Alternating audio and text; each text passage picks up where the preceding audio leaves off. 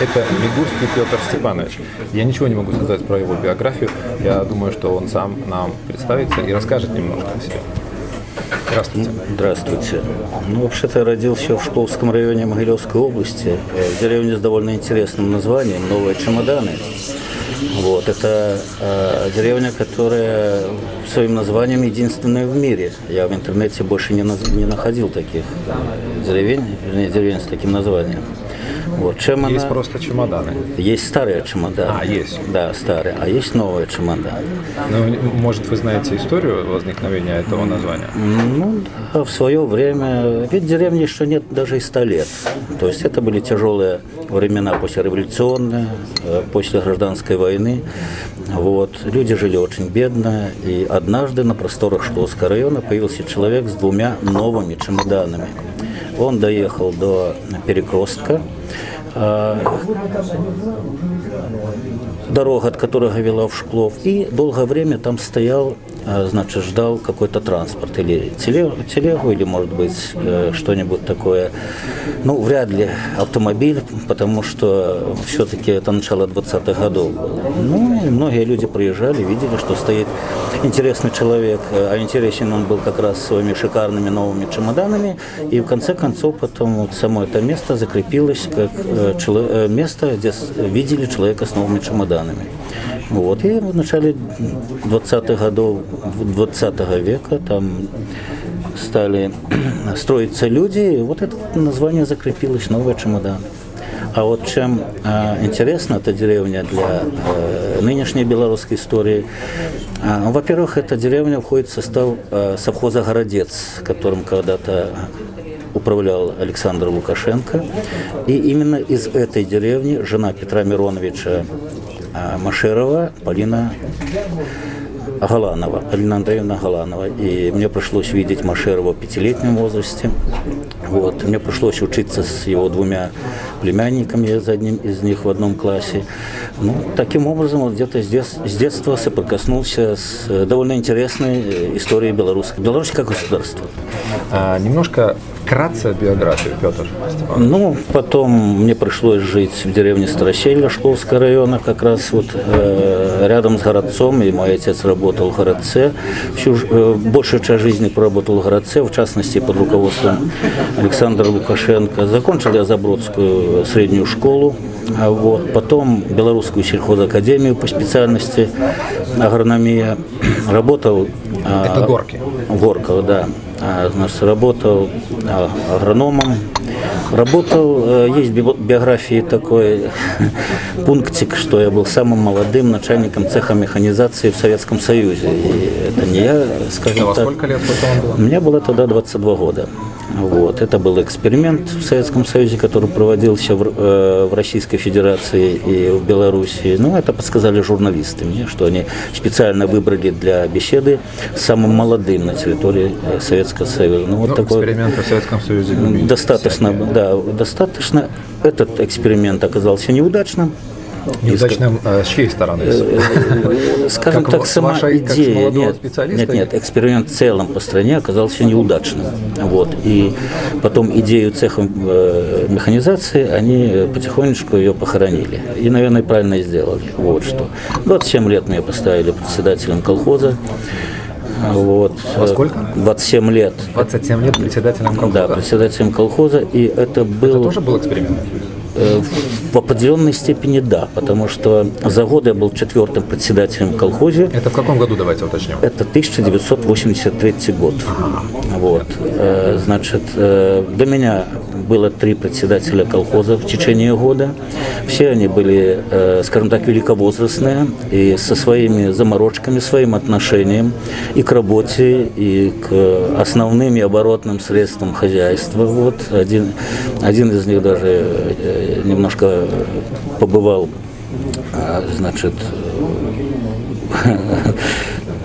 в застенках, скажем так. Потому что в тюрьму не посадили, но немножко он посидел за решеткой. Это в советское время? Да, это в советское время, потому что там были слишком уж большие объемы якобы хищения. Хищения были, но их не доказали. Вот, что, потому что там приобреталось оборудование за наличный расчет, доказывалось, что это более прогрессивно все. Ну, в общем, такая лабуда для... Так вы сменили этого или другого? Я вот как раз сменил другого, который был назначен председателем этого колхоза и был одновременно председателем соседнего колхоза. Но он не захотел расставаться с прежним хозяйством. В конце концов, мы поставили ультиматум. Хозяйство было очень сложное. Вот. И в обкоме партии перед Добружским райкомом партии значит, поставили условия. Или вы ставите нормального руководителя, или все пойдете в отставку.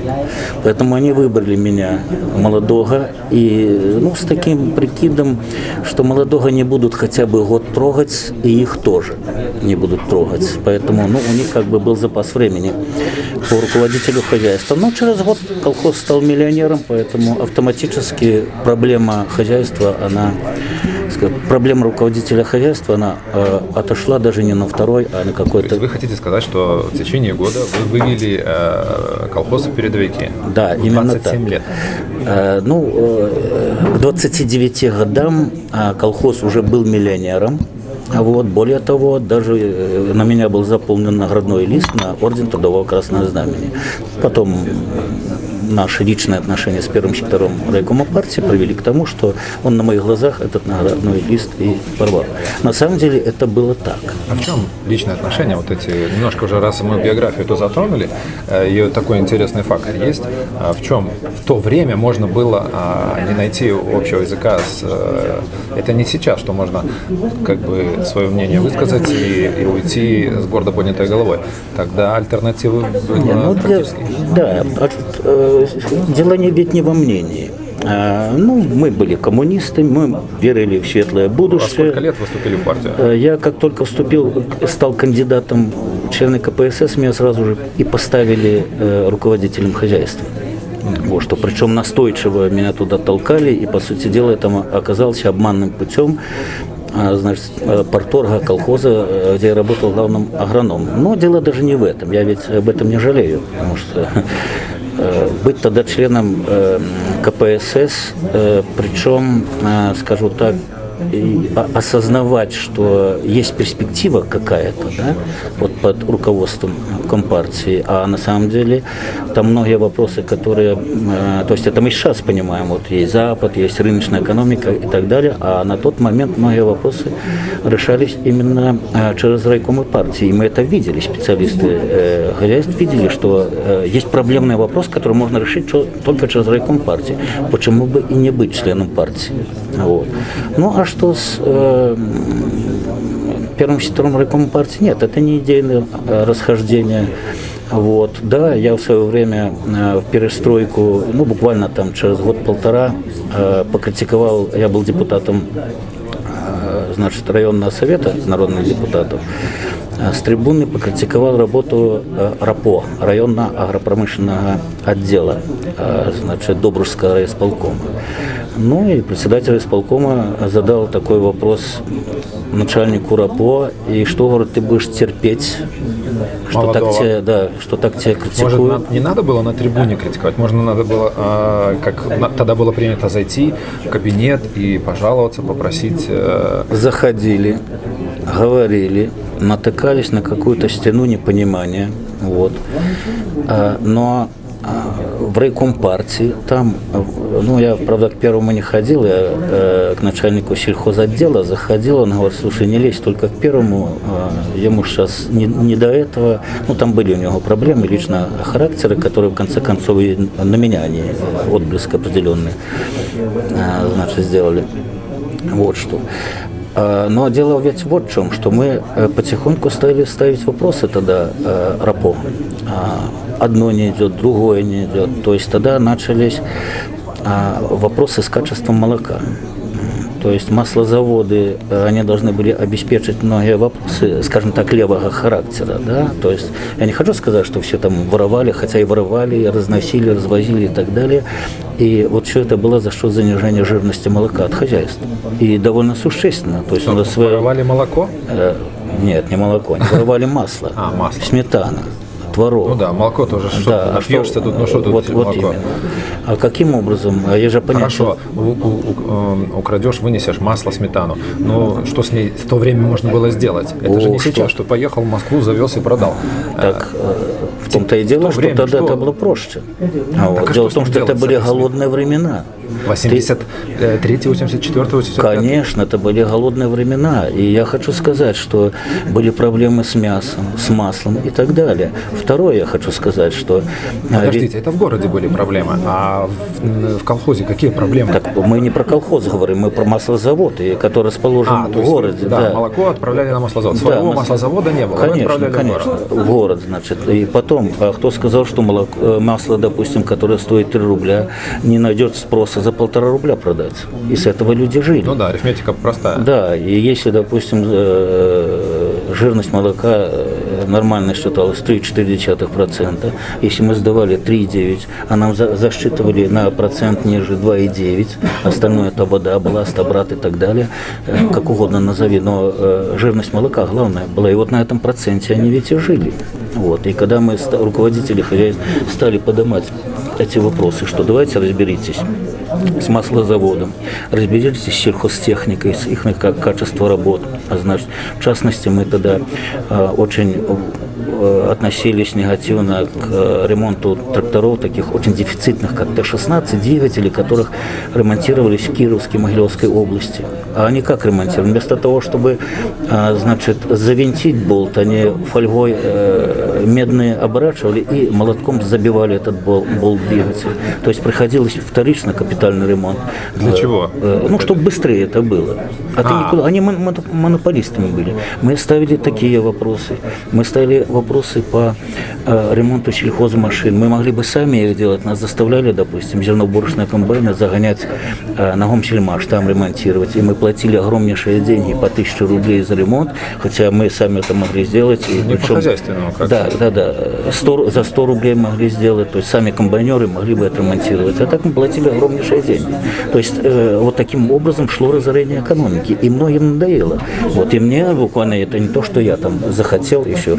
Эти разговоры шли среди руководителей хозяйств, ну и как бы меня подбили, ты молодой, тебя еще не выгонят с работы. То есть они оказались хитрее, кто вас подбил? Ну, в конце концов... молодость, кровь играет, в конце концов хитрее они не оказались, потому что их скоро поснимали с работы, а я остался на работе. Вот в том числе из-за принципиальности.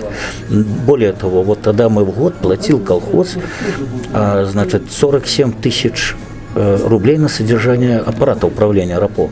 Вот, что это 60 тысяч долларов. Так извините, я за 60 тысяч долларов могу хоть один раз в году задать вопрос. Вот.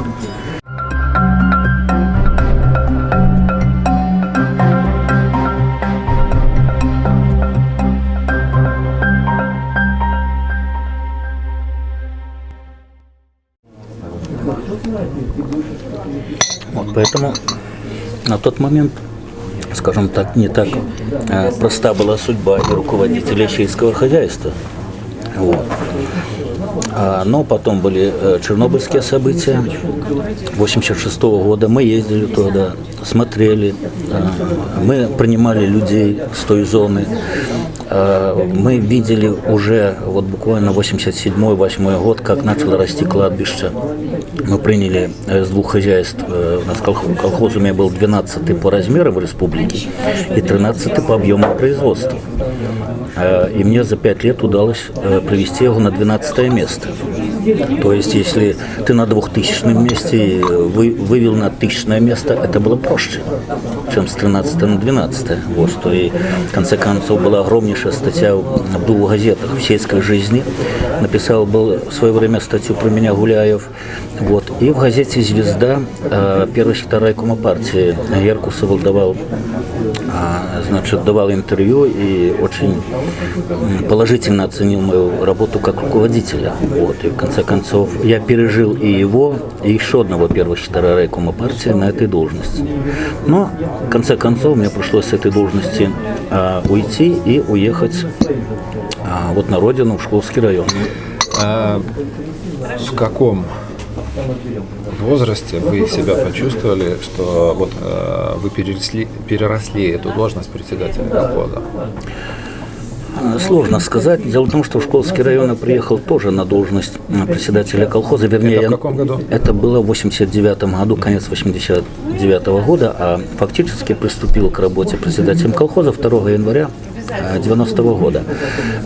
Но вот такого возрастного, скажем так, границы какое-то понимания, что кто-то что-то перерос, я бы не сказал. Дело в том, что речь идет в данном случае о самореализации. Вот, если ты чувствуешь, что ты на этом месте, что идет рост показателей, если чувствуешь, что тебя понимают и колхозники, и вышестоящее руководство, то в данном случае, конечно же, хочется и работать в хозяйстве, и работать над собой.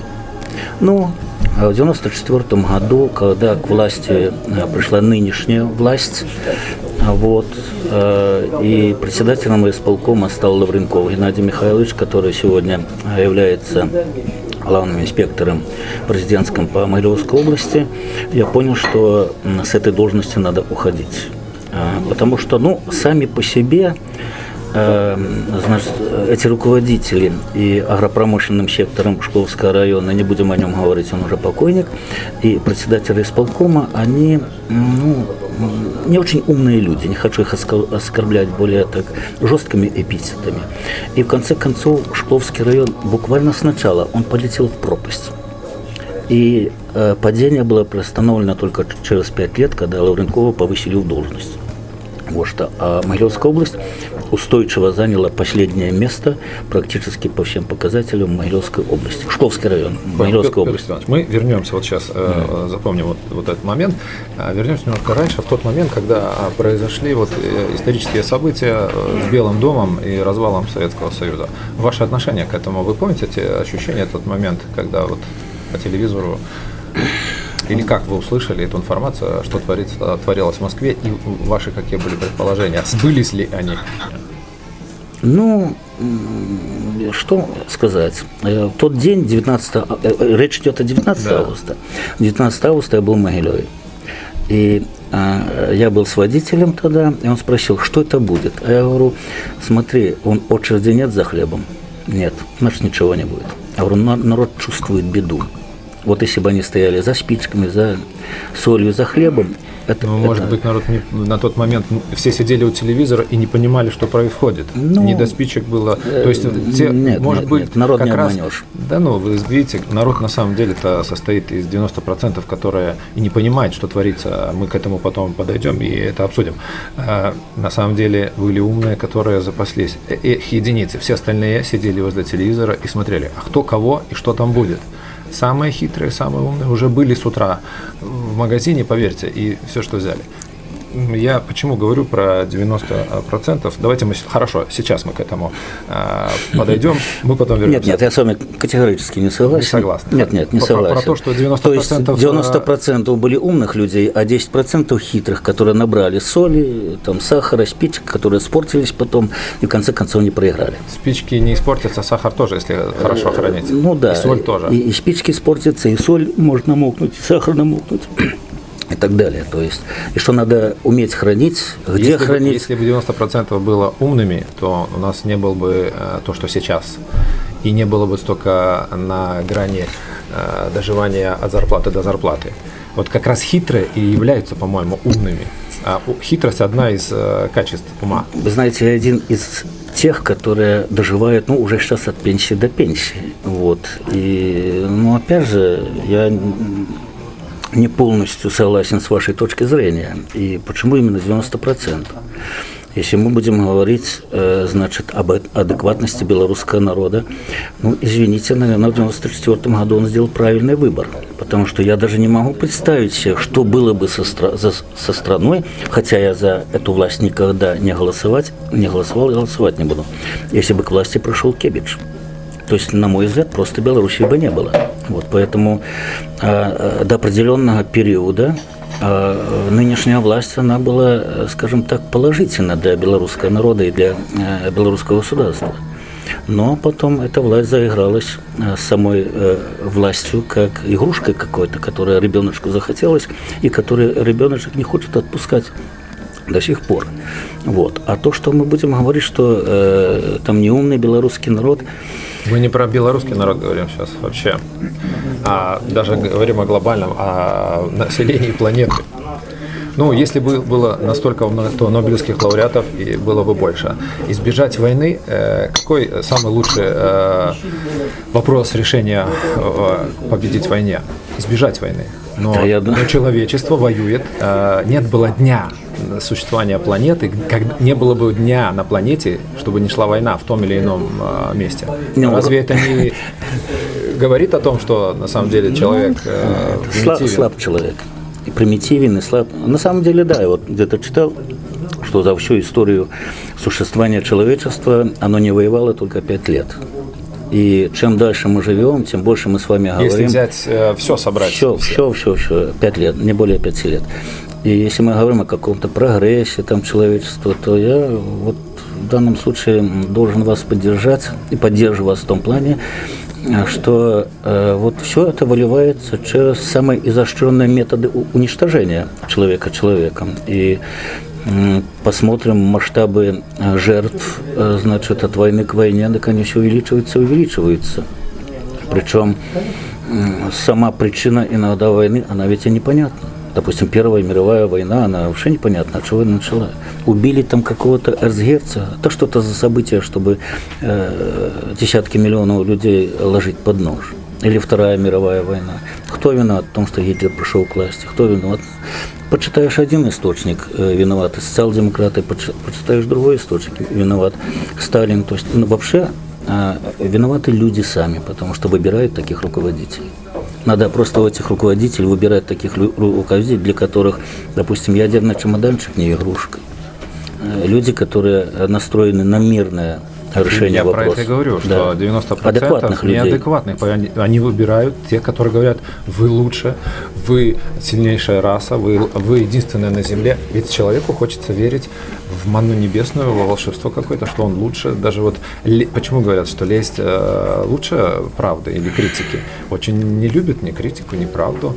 А вот «Майн кампф» Гитлер написал в тюрьме, и все почему-то поверили, что новый мессия Гитлер, и вот он всем докажет, что арийцы – это самая высшая раса. Не, ну правильно, пришел Гитлер, он запустил экономику, стало меньше безработных. Он выиграл запустил экономику на каком основании запустил экономику? На любом. То есть инвестиции, неважно каким способом. Да, неважно, куда это, в армию, военно-морской флот. Нет, мы говорим о деньгах, которые откуда он взял. Откуда взял? Из банка взял. Из какого банка? Из банка, из американского банка. Вот другой вопрос. То есть он же не взял экономику немецкую? За счет внешних инвестиций, да. Вот. Они что, не могли видеть, куда Гитлер ведет страну? Хотя были предупреждения. Так, а вы сами сказали только что власть, когда только начинает, она обещает более такие прозрачные успехи, и потом она заигрывается и забывает о своих обещаниях, о своих словах, идет уже по другому пути, по пути развращенного мозга властью. Да, но с другой стороны Гитлер выиграл 5 референдумов. То есть он опирался на... Да ладно, мнение... я вас умоляю. Вы же понимаете, как выигрываются референдумы. Вот как в Беларуси, так и в Германии. Но... Хорошо, вот на том референдуме, который был за первый референдум, помните? Помню. О чем был референдум? Референдум 95-го года в Беларуси? Да ради бога. Значит, вообще вопрос идет о 2 референдумах 95-го и 96-го года, да? Ну, напомните 95-й год. О Советском Союзе, так. О суверенитете, так. Там... и о языке. О языке, да. И о флаге, да? Да, о флаге. Значит, ну, можно ли сказать, что тогда люди не проголосовали за то, что сказал Лукашенко? Потихоньку подвели к тому, что вот мы имеем то, что имеем. Можно ли сказать, что референдум, который тогда состоялся, это было волеизъявление народа? Вполне возможно, да. Как и следующий референдум. Как и первые выборы. Да, нет, первые выборы президента были честными. Вот что. Это были первые и последние честные выборы, да? Это вы так считаете? Я считаю, что на самом деле тогда власть тогда власть.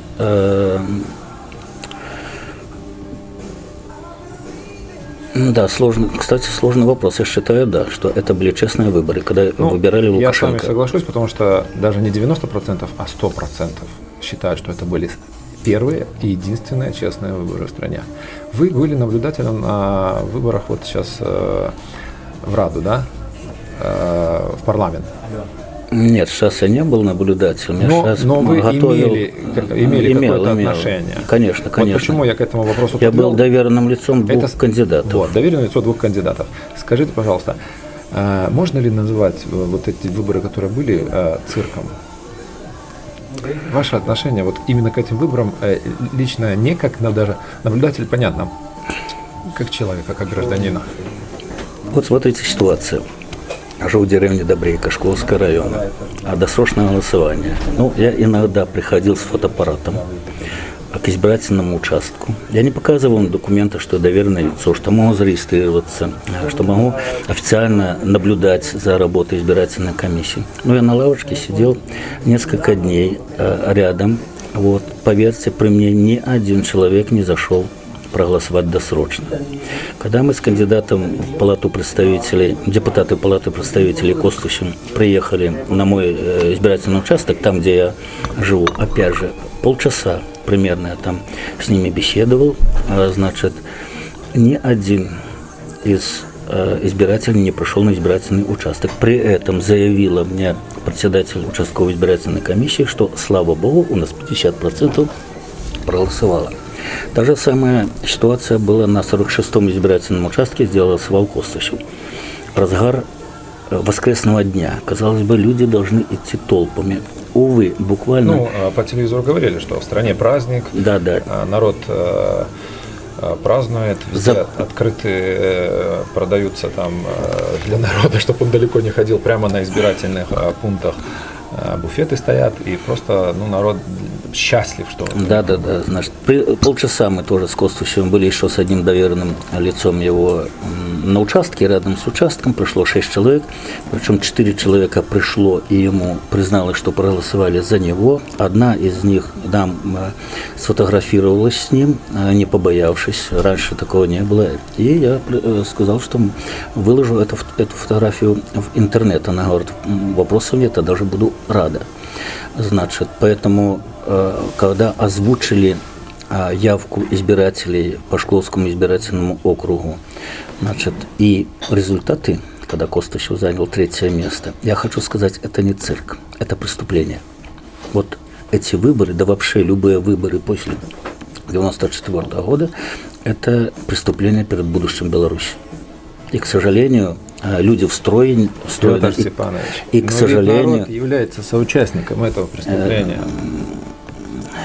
Соучастником является оппозиция этого преступления, а не народ. Кто? Оппозиция. Которая приняла игры политических шулеров, а шулера обыграть невозможно на его поле. И заведомо известно, что оппозиция проиграет, нет, все равно каждый год они идут на выборы, таким образом легитимизируют эти выборы. Так извините, если вы сегодня пошли, проиграли, а потом кричите, что у нас были подтасовки, я не хочу даже на эту тему говорить, что были какие-то там бросы и так далее. Ты пошел, ты знал, да никто сейчас бросом бюллетеней не занимается. Это просто живем каким-то там 20-летней давности мерками. Сейчас все заполняется где-то тихонько и привозятся и сдаются эти документы. И проверить это практически невозможно. А если даже за руку ловят их. Вот 188, в Могилеве 188 жалоб на работу в избирательном округе избирательных участковых комиссий. Ну и что? Хоть одна из жалоб удовлетворена? Или кто-то думал, что, может, эти жалобы будут удовлетворены? Увы, нет. Поэтому это преступление. И участие оппозиции в выборах – это тоже преступление. Оппозиция как таковая разве есть в Беларуси? Или просто есть люди, которые себя ассоциируют с оппозицией? Да. На самом деле оппозиция есть. Здоровая, нормальная оппозиция – это оппозиция, которую я называю оппозиция в окопах. Нет, здоровая, нормальная – это которая выросла уже из зародыша. У меня такое ощущение, что 20 лет оппозиция является зародыша. Как Дело в том, таковой что есть оппозиции конкретные люди. противопоставить оппозиция не может ничем действующей власти. Что такое оппозиция? Это 20-30 человек в команде оппозиционера. Да хоть 2 человека на район, это уже оппозиция. Это там, где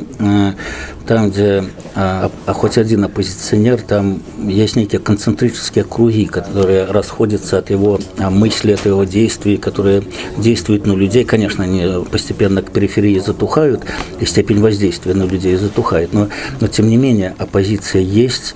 Но сказать, что это системная оппозиция, нет. Я не скажу, но оппозиция в Беларуси есть. Есть здоровые оппозиционеры, которые в определенном время могут взять на себя ответственность за судьбу Родины. Ну, тогда можно сказать, что каждый второй в Беларуси, каждый третий оппозиционер, даже один человек, который не согласен с действующей властью, он оппозиционер. Просто конечно, он оппозиционер. Тихий оппозиционер. Ну, хотя бы так. Сейчас нет оголтелой такой веры в святость этой власти. Чтобы вот этот тихий оппозиционер, который, в принципе, и рад бы отдать свой голос и пойти на выборы, но что нужно сделать для того, чтобы он проснулся и сказал: да, действительно, я пойду на эти выборы и сделаю свой... А что изменит, что он отдаст за кого-то свой голос? Ничего ведь не изменит. Его голос просто-напросто не будет учтен. Поэтому для белорусской перспективы надо вообще-то некие иные методы. Ну, иные методы, как говорят, не для нашей страны. Почему не для нашей? Иные методы мы, допустим, обсуждаем. Приведите пример.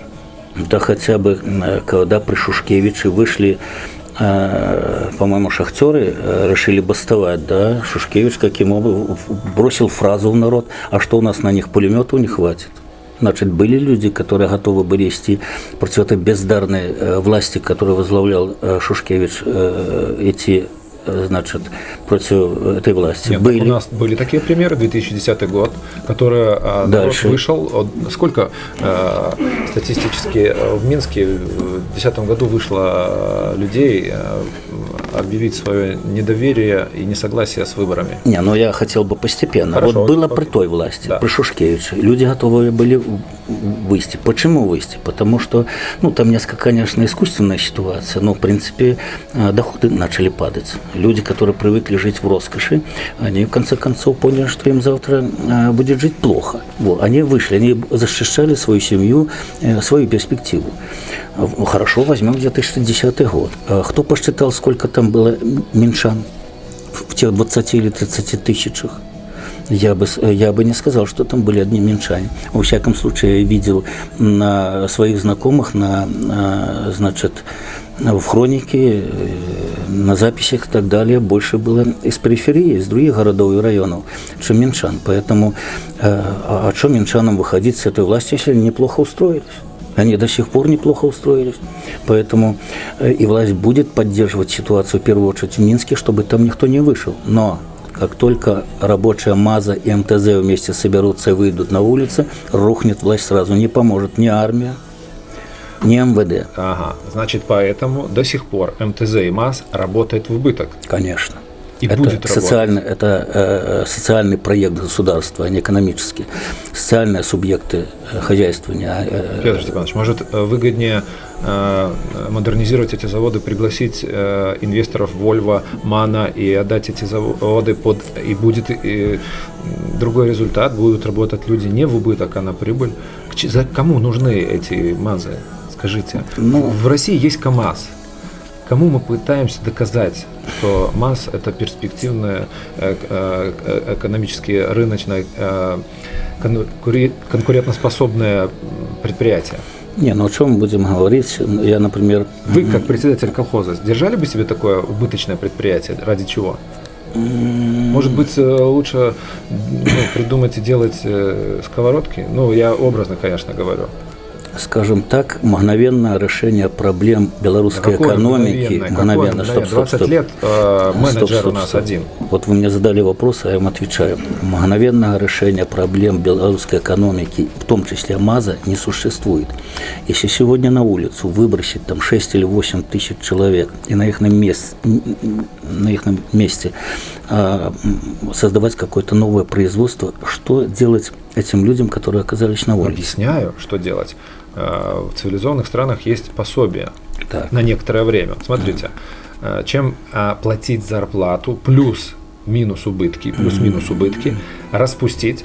Там же на металлолом можно продать дороже, чем зарплата. Мы распускаем, не мы, нам никто не даст.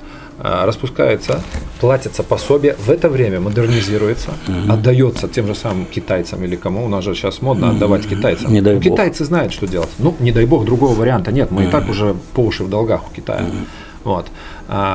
И, может быть, как раз человек, который был бы временно отстранен от работы, искал бы другую себе работу. Я думаю, что 20% нашло бы, потому что есть люди, которые не могут сидеть на месте.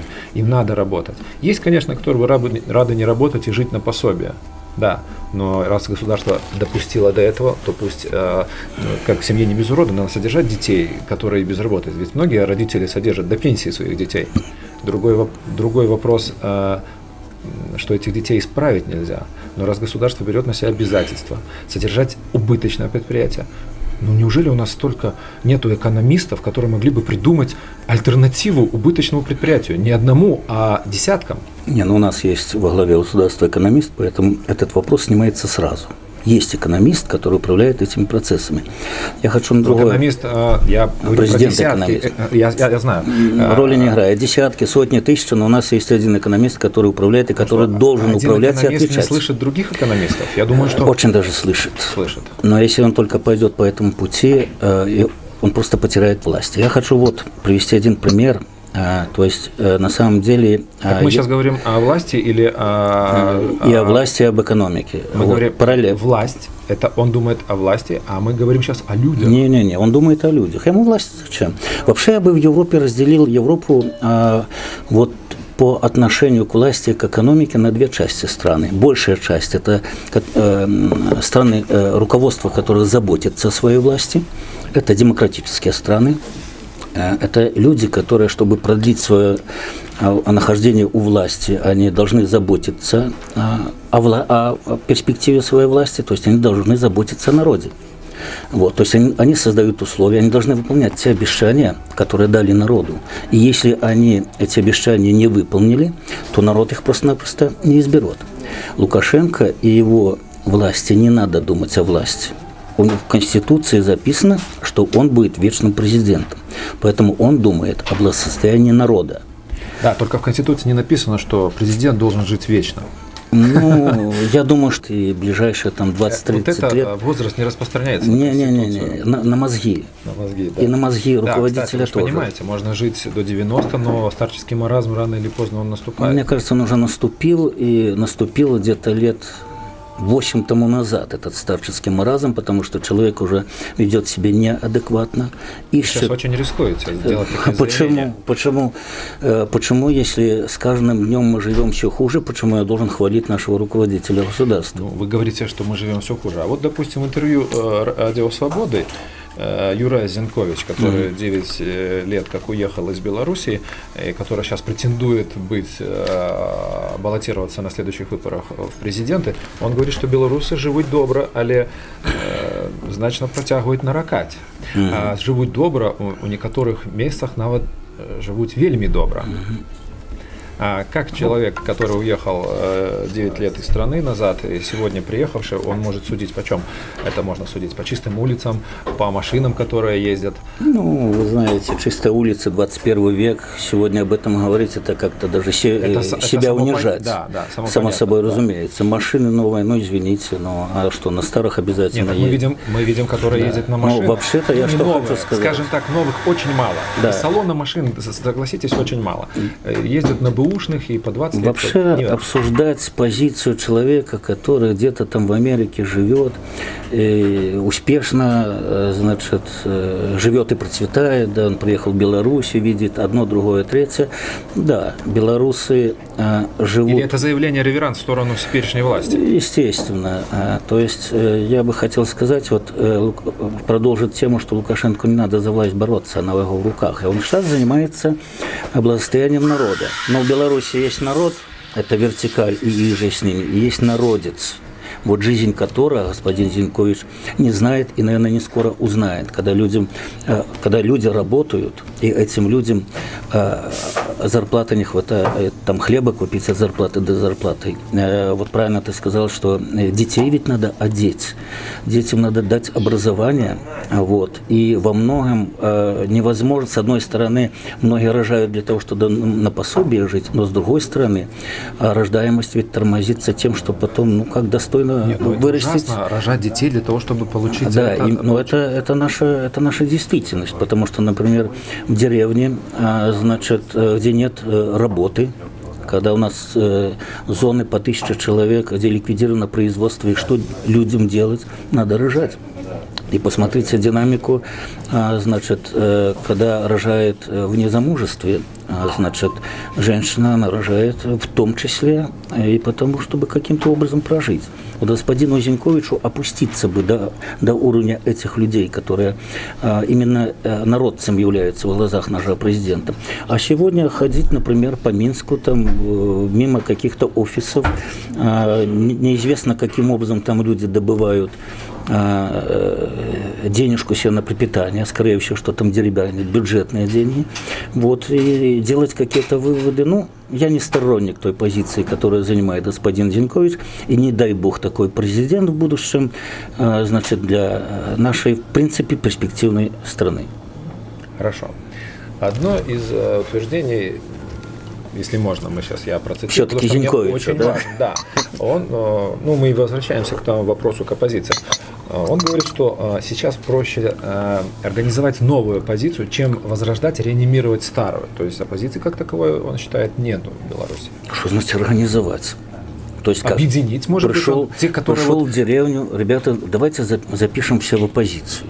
Он встречался с представителями оппозиции, и после этого сделал вывод, что оппозиции нету, проще создать новую. Из кого он собирается создавать новую? Ну хорошо, недавно они 6 оппозиционеров, руководителей собрались вместе и не смогли выработать единую позицию. Почему? Потому что, на мой взгляд, там есть свои источники финансирования, поэтому Зинькович в этом отношении прав, что это надо, в всяком случае, верхушку оппозиции просто на свалку истории, искать здоровые силы именно в регионах.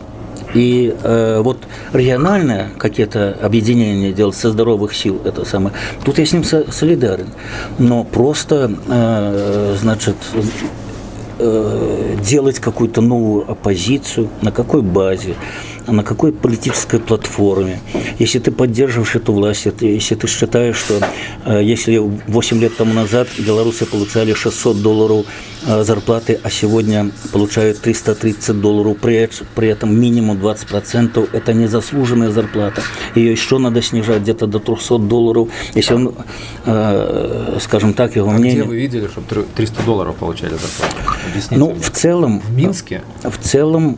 Да. В больших мегаполис трудно назвать, но то есть в областных городах и на определенных предприятиях. Давайте не брать в среднем, давайте брать в пропорциональном отношении. Сколько среди ваших знакомых, друзей, знакомых, соседей, кто получает $300 зарплату? Вот давайте выйдем сейчас на улицу. Я думаю, что 10 человек подряд мы опросим, и никто не скажет, что он получает на старые деньги по белорусским 300 на 2, 6 миллионов. Так, ладно.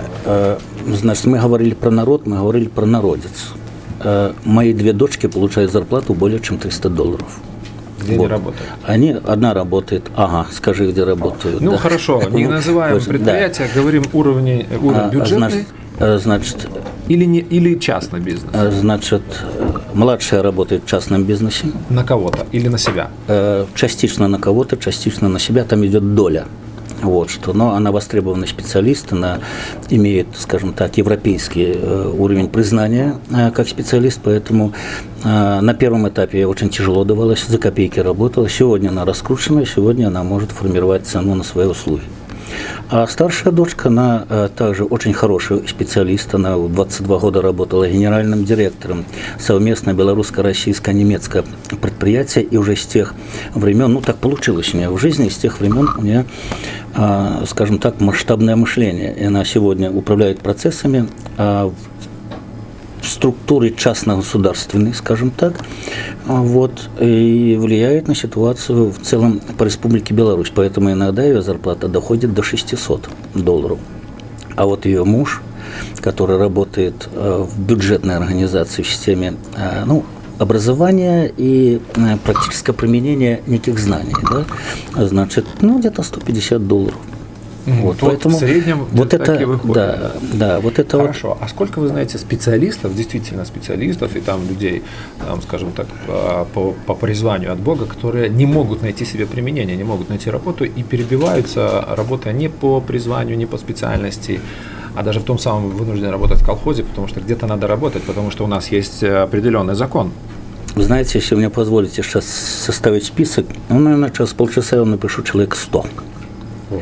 То есть вот этот потенциал, который на сегодняшний день нынешней властью не используется, в большинстве случаев из-за того, что люди по-иному думают, по-иному смотрят на жизнь, по-иному относятся, чем хотелось бы к этой власти относятся, они оказались за бортом, скажем так, достойной жизни, достойного применения своих талантов. То есть, Петр Степанович, вы хотите сказать, что человек образованный, профессиональный в своем призвании, в своей специфике, в которой он разбирается, не всегда может быть предприимчивым. Он не всегда может найти применение своим знаниям. Может такое быть? Если речь идет о государственном секторе экономики, то подписываюсь полностью под вашим предположением. Ну, если мы даже говорим о государственном, вы же понимаете, что там нужно еще быть вхожим в систему, быть знакомым, кумом, там, я не знаю, там ведь... Не, но если руководитель предприятия получает 3000 рублей, так, и ему нужен работяга хороший, допустим, главный инженер, то в данном случае он берет человека на эту работу, значит, с возможностью проявления некой инициативы со стороны главного инженера. Но сам руководитель инициативу проявлять вряд ли будет, потому что ему надо удержаться. А есть такое, что он хочет взять этого человека в главные инженеры там, да, или мастером, а ему говорят нет. Ой, сколько угодно. Перед вами сидит человек, которого брали начальником планового экономического отдела одной из городской организации, не буду называть. И я уже должен был вечером приехать к руководителю с документами. Вот. Значит, я к нему приехал, мы сели, поговорили, а сейчас, говорит, иди к Лавренкову на аудиенцию, если он даст добро, то я тебя принимаю на работу. Это государственная организация, это коммунальная организация, которая подчиняется мэру Могилева. Тем не менее, почему-то должен идти был к контролеру главному от президента. Второй пример. Я был принят на работу, значит, замдиректора по экономике одной из строительных организаций Гомельской области. 2 месяца я поработал, потом ко мне пришел директор, положил на стол мою трудовую книжку, оказывается, в нее даже не была занесена запись, что я работаю, положил некую премию мне и сказал, что Петро, извини, за мной трудовой коллектив, давай мы с тобой дружить, ездить в гости друг к другу, но извини, ты мне уже не работаешь.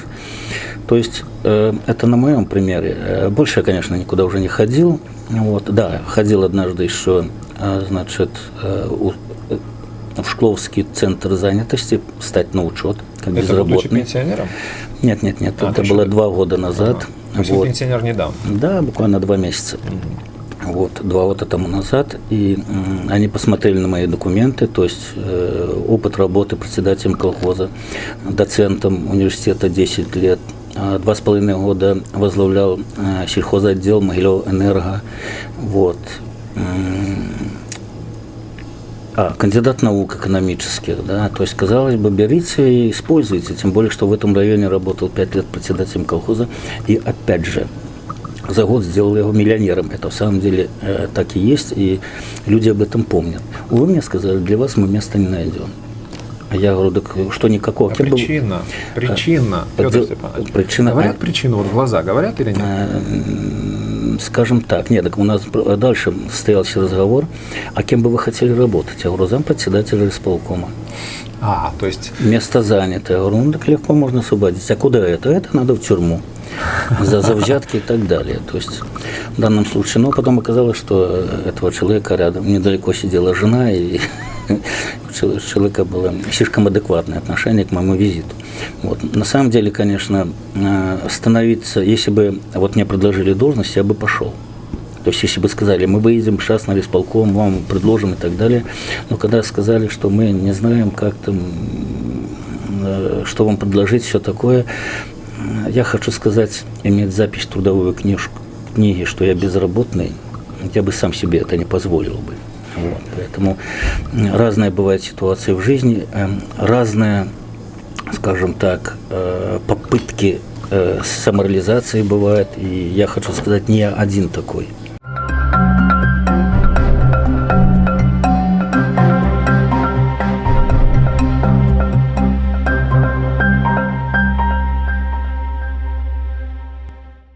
Вам пенсии хватает? А мне да. Я привык очень скромно жить, и в данном случае я, скажем так, вот эти деньги, которые получаю, я их равномерно трачу, и вот для меня достаточно.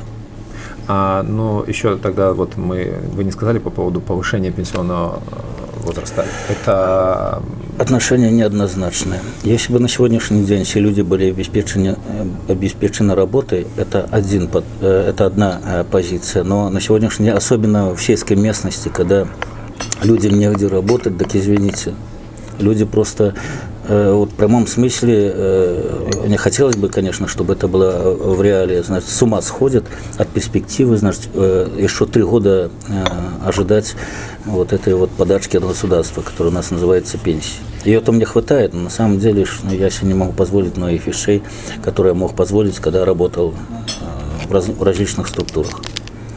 Понятно, спасибо. Вопрос о сельском хозяйстве. Так как вы проработали столько лет в сельском хозяйстве, можете дать анализ последних 5 лет и прогноз на ближайшие 5 лет и ваше отношение к сельскому хозяйству сейчас? И еще сразу вопрос. Не считаете ли вы, что сельское хозяйство в Беларуси себя не окупает? То есть, скажем так, для чего вот это вот потуги руководства нашей страны, создавая видимость, как многие россияне говорят, вот до сих пор там батька сохранил совхозы, колхозы, земля чистая, убрана и так далее, и так далее, и так далее. Да, красиво все, очень, вопросов нет. Рентабельно ли сельское хозяйство на сегодняшний день? Ну, давайте мы с этого ответа на этот вопрос и начнем. Сельское хозяйство в мире практически нигде не рентабельно, и редкие страны, там Австралия, Новая Зеландия, которые могут говорить о том, что у них сельское хозяйство на самоокупаемости работает. И да, и на самофинансировании, это очень важный момент. Вот, что в Беларуси среднее такое положение, ведь мы судим почем? По дотациям, насколько эффективно работает сельское хозяйство по дотациям. И в данном случае я бы хотел дотации не в процентах от бюджетов, которые у нас то 15, то 18% от бюджета. У нас бюджет очень маленький в Беларуси, то есть даже сравнить с приличной страной западной у нас не выходит, потому что, давайте с Эстонией сравним, земля и небо, давайте с Бельгией сравним. У Бельгии одно время был бюджет в 27 раз больше, чем бюджет России, вот что, поэтому я говорю, а вот если посмотреть на гектар, сколько выделяется средств, вот давайте посмотрим. Япония $9000, Швейцария $3000, Финляндия $2000, Соединенные Штаты Америки $200, Беларусь $200, Россия $28, Казахстан $19, Украина где-то, в данный момент, наверное, $12. Причем не надо... Это данные за который период? Это вот данные, берется какой-то год, так, допустим, я не могу сказать, что это... Почему такая большая огромная разница? Где-то 9200. Потому что, допустим, в Японии мало земли. Поэтому японцы вкладывают такие деньги, датируя сельское хозяйство, чтобы эти земли, в конце, они же там частной собственности, да, чтобы эти земли, они не были проданы просто-напросто под застройку, допустим, да, чтобы эти земли сохранить. Поэтому там должно быть достойный уровень жизни, обеспечен аграрием. И вот они вынуждены, скажем так, датировать, и ну, условия в Японии тоже еще те, значит, чтобы вырастить урожай. Вот. И более того, земля ведь в Японии самая дорогая в мире. Вот сельскохозяйственная земля самая дорогая в мире, в Японии. Там 1 гектар стоит, там 1 сотка, если я не ошибаюсь, Бог стоит с ней, с 20. Японией. Да. Но вы сейчас назвали страны, где сельское хозяйство является частной собственностью. В основном занимаются частники сельским хозяйством. Вот из всех перечисленных стран, кроме России, где... Ну почему? Россия тоже переходит на частный. Она переходит, Да. но мы не говорим, что перешла. Но она очень болезненно переходит по той простой причине, что это нужно просто быть героя России давать нужно сегодня фермеру, который переходит на частную собственность. Там же нету практически условий тех, которые нужно для частной Значит, скажем так, Их же душат. Россия сделала за последние 2 года Россия, такие Россия. Давайте вернемся к Беларуси. огромнейшее вливание в сельское хозяйство, несопоставимое, допустим, с сельским Они хозяйством вынуждены это Беларуси, делать. да, вынуждены были делать, тем более, что Не было бы счастья, да несчастье помогло. да, в 2015 году прямые иностранные инвестиции в России сократились на 92%. И на сегодняшний день, если говорится, допустим, Россию с Вьетнамом сравнить, так во Вьетнаме, значит, инвестиции эти в 10 раз больше, чем в России. Вот, что, вот, сравнить масштабы этих стран. Вот. Значит, что касается Беларуси, опять же, если чисто статистически подойти к ситуации в сельском хозяйстве, она кажется довольно приличной. Во-первых, мы обеспечиваем продовольственную безопасность. Внутренний рынок. Нет, продовольственную безопасность мы обеспечиваем. То есть, что значит? То есть мы кормим население более чем на 60% своими продуктами. Таких продуктов у нас 83%. 17% у нас это импорт. Вот что. То есть вот с этой точки зрения. Дальше. Затраты на гектар у нас тоже небольшие, $200.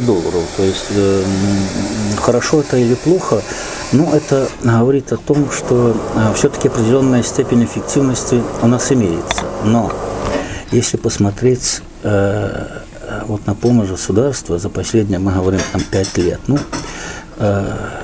лукашенковская пропаганда, она ведь по-разному представляет ситуацию. Кто говорит там $100 миллиардов. Но на самом деле 45 миллиардов долларов за последние 5 лет вложено в развитие сельского хозяйства. То есть это не маленькая сумма. Это огромнейшая сумма, это значит строительство новых ферм, это развитие... Да, мы видим фермы с стеклопакетами, все как положено. Это, наверное, и правильно, это и хорошо, потому это что хорошо. уже тот уровень ферм, который вы сами рассказывали, в Советском Союзе строили без только штукатурку и без электрики. Конечно, и их сейчас разбирают на кирпичи и перестраивают новые. Конечно. Это строительство агрогородков. То есть это тоже положительное явление, потому что надо все-таки, чтобы сельский житель, он более-менее был приближен. Особенно, которые заканчивают высшее учебное заведение, да. И будучи из города, им надо приехать в деревню 2 года отрабатывать, он же должен жить в нормальных условиях. Вот, но мы приближенные к нормальным, скажем так. Но мы, если уже мы экономику трогаем, и финансовую составляющую, мы должны понимать, что 48% дотации государства в сельское хозяйство идет банкам. То есть таким образом как бы государство откупается и от сельского хозяйства, и от банковской системы. Поэтому еще неизвестно, кого поддерживают. Не банковскую систему поддерживает государство, которое датирует сельхозпроизводство. Вот. Но если посмотреть на производительность труда именно в сельском хозяйстве, в принципе, оно совпадает, и сельское хозяйство, и промышленность, то по трудозатратам мы где-то в 5 раз уступаем Западу, и материала, энергоемкость тоже где-то там 3-5 раз. Вот что. То есть вот в данном случае мы имеем, скажем так, 15 раз у нас труда, материала, затраты выше, чем, например, в рыночно развитых странах. В целом Тогда возникает вопрос, так. Не отдать ли в частную собственность сельское хозяйство? Вот. И в данном случае, значит, Вопрос частной собственности. Мы давайте попробуем разобраться. Вот если взять в целом структуру сельского хозяйства, у нас как? 2% фермеры, 8% лично-подсобное хозяйство, ну, разные там, 8-10%. Ладно, возьмем 10% лично-подсобное хозяйство, и 88% это крупнотоварное производство, которое в основном является государственным. Вот. А что мы видим на выходе? Фермеры 2% занимают, они дают 2% валового производства. Лично-подсобное хозяйство, которое занимает 8%, 10%, они дают 22% продукции. И те, которые занимают, значит, 88%, они дают всего лишь 4% валовой продукции. Итак, мы на 1% занимаемой площади получаем, что 20,5%, более чем 2,5% дает личное подсобное хозяйство. Вот где экономика. Я не призываю, давайте сегодня развивать личное подсобное хозяйство, но сбрасывать эффективность этой частной формы собственности ни в коем случае нельзя. Далее, фермеры 2%. Давайте развивать фермерское хозяйство. Но встает вопрос, значит, колхозов, крупнотоварного производства. И я бы хотел предостеречь вот особенно тех молодых волков, которые придут к власти в свое время, давайте все поделим, давайте колхозы раздаем. Ни в коем случае. Скажем так, от чего отталкиваемся? Отталкиваемся от того, что каждый бизнес стремится к укрупнению. У тебя сегодня гектар, завтра будет 3-5 гектаров. У тебя сегодня одна торговая палатка, завтра будет 5 торговых палаток. Ну, это, скажем так, та перспектива, которая перспектива для любых видов бизнеса, в том числе и для сельскохозяйственного. Поэтому на сегодняшний день, я считаю, вот та структура по масштабности хозяйств, она довольно перспективна в целом для преобразования в сельском хозяйстве. Смотрите, у нас есть колхоз. Ведь завтра, допустим, государство не может потянуть колхозы. Что делать? Надо передать частнику, но нельзя разрушать эти структуры. То есть устоявшиеся связи. Но об этом никто не спорит. Да, но вопрос в чем? Сегодня же как раз и проблема, каким образом адаптировать крупнотоварное производство к рыночным условиям. В том числе вот эта проблема, она должна решаться через фермеризацию сельского хозяйства. Потому что в целом, если заниматься фермерами, у нас не найдется средств. Вот. Но если фермеру передать колхоз, вот здесь проще.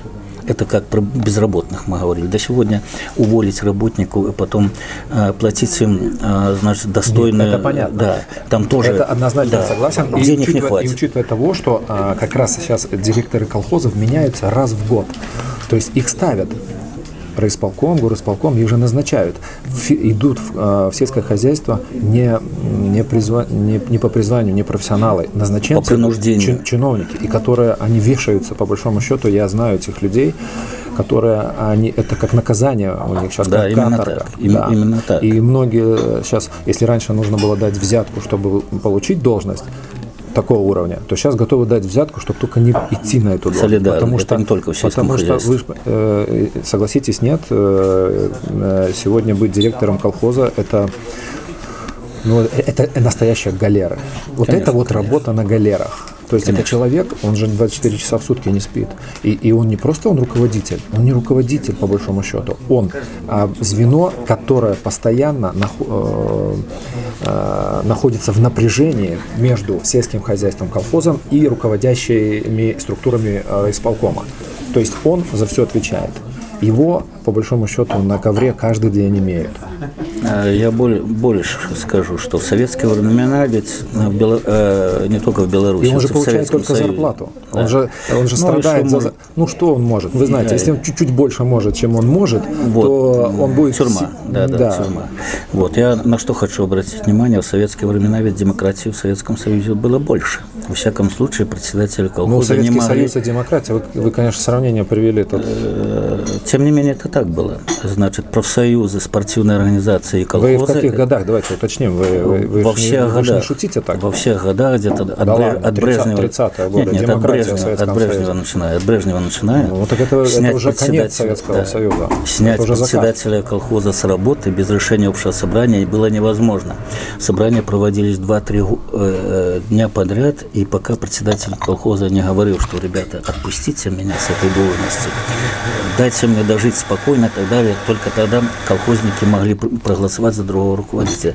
Сегодня вопрос решается одним росчерком пера. То есть прорывается контракт, заключается с другим человеком контракт, и человек может даже не понимать, за что его сняли с работы. А он не то что-то сказал, а не туда поехал, не с тем поговорим.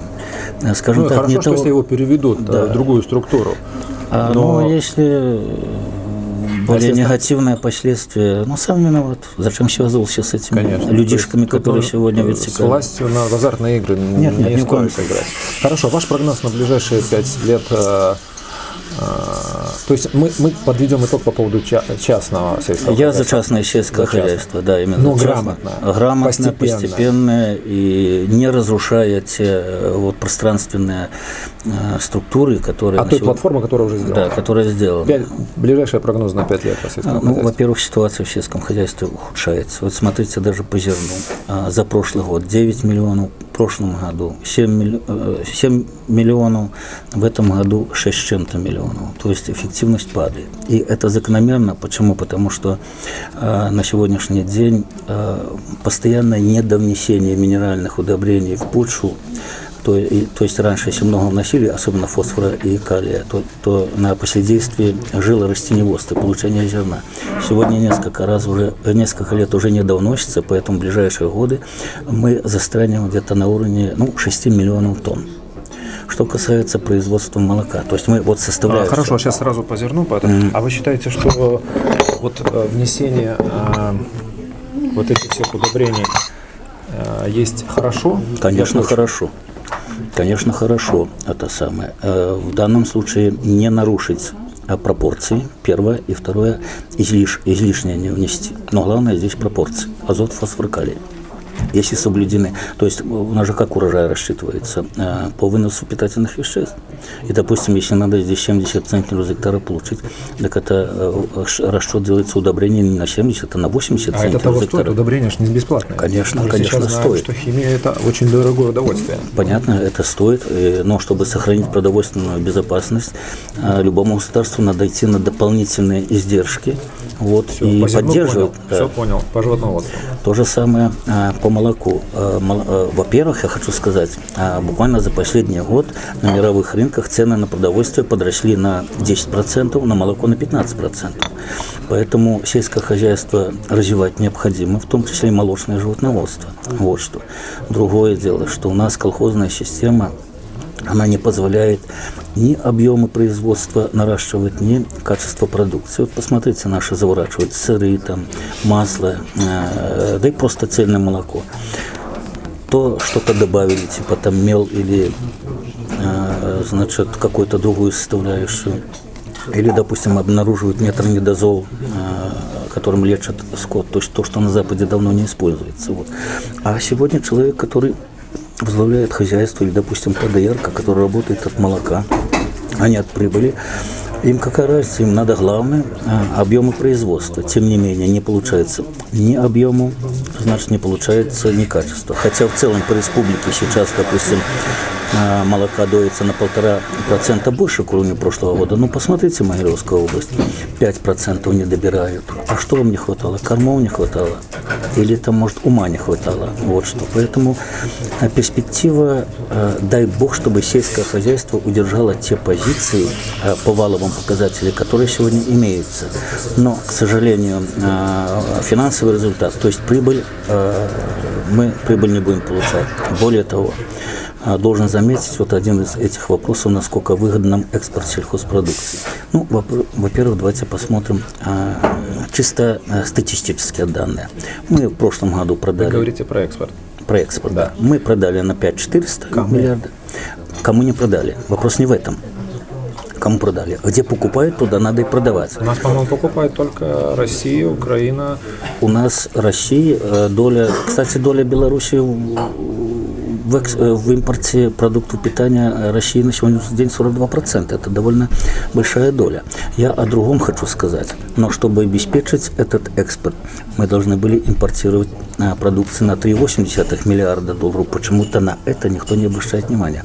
Остается в чистом остатке 1,6 миллиарда долларов. Увы, те затраты, которые производятся при производстве, которые случаются, они говорят о том, что у нас экспорт сельхозпродукции крайне убыточен.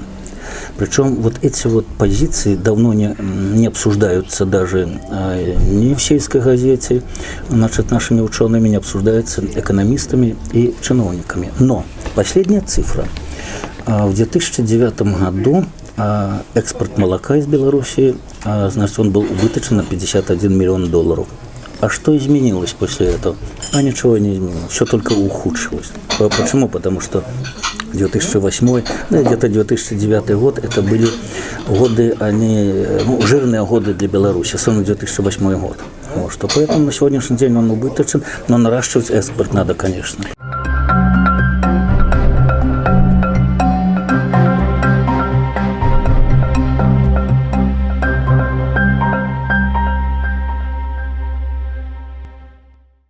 На сегодняшний день я хочу закончить фразой президента, который сказал, что в Беларуси только лентяй не может заработать, и только лентяй будет жаловаться на собственную участь в этой стране. То есть тут все возможности есть для того, чтобы жить достойно, зарабатывать достойно, работать. Вообще. То есть об этом можно только мечтать. В чем-то он прав. В самом деле надо, как говорят, Беларуси крутиться. Но дело в том, что возможностей таких нет. И эти возможности не дает именно нынешняя власть. И это на уровне района, это на уровне республики. Вот, поэтому заявление его, в чем-то он прав, но больше не прав. И раз уже тогда из этого вопроса возникает, я уже хочу закончить. И есть ли такая тенденция до Бога высоко, до царя далеко? Знает ли он на самом деле, как вы думаете, о ситуации, скажем так, в сельском хозяйстве, вообще, насколько он близок к народу и к тем проблемам, которые есть? Во-первых, я Или считаю, он сейчас более занят внешней политикой, сейчас с Европой он связывается, он очень много работает сейчас с Китаем. Вот, кстати, он в Китае наградил сам орденом №1. Да, не Путина, где он говорит, что Россия наша самая близкая страна, и это наши братья. Почему не брату был вручен орден №1, а китайцу? Их на заморочке. Вот что. Во-первых, он поехал сейчас по миру, потому что у нас плохо в стране. Второе, что хочу сказать, он знает... Не поехал ли он по миру с протянутой рукой, можно так считать? Именно с протянутой рукой, потому что ситуация такая, поэтому он поехал. Вот что. И второе, хочу сказать, он знает лучше всех, наверное, ситуацию в стране, в том числе и в сельском хозяйстве. Почему? Потому что у него несколько источников информации. Есть статистические... Его источники правдивые? Я думаю, что да, потому что у него есть аналитический центр, который обязан ему поставлять правдивую информацию. Так, они поставляют правдивую, но мы же понимаем, да, ссор из избы не выносится, да? То есть он эту ситуацию знает, но все равно на публике... На публику он дает те оценки, которые... Да, как не включить телевизор, у нас же все прекрасно. Даже китайцы нам завидуют в сфере космонавтики. Да. Слышали такое выступление? Да, те оценки он дает, которые выгодны ему и перспективы его власти. Но что он знает обстановку, я в этом не сомневаюсь. Мне с ним приходилось работать рядом. Он доходил до таких мелочей, до которых, скажем так, другие руководители как-то не обращали внимания, а он об этом всем знал. То есть у него натура такая, все знать до конца. Поэтому он и держится у власти. Поэтому он и умнее всех нас вместе взятых, и он будет до 90 или 100 лет править нашим государством. Хорошо, Петр Степанович, закончим про Беларусь. Я думаю, немножко попьем кофе и нашим немногочисленным зрителям в прямом эфире, и остальным зрителям, которым мы будем в записи делать эту программу, вернемся через несколько минут.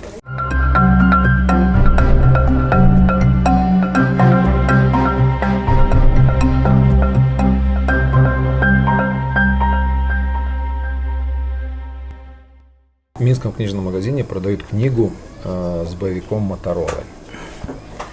Вообще отношение к этому человеку и что за ситуация с продажей сепаратистского содержания, даже пусть это художественная литература.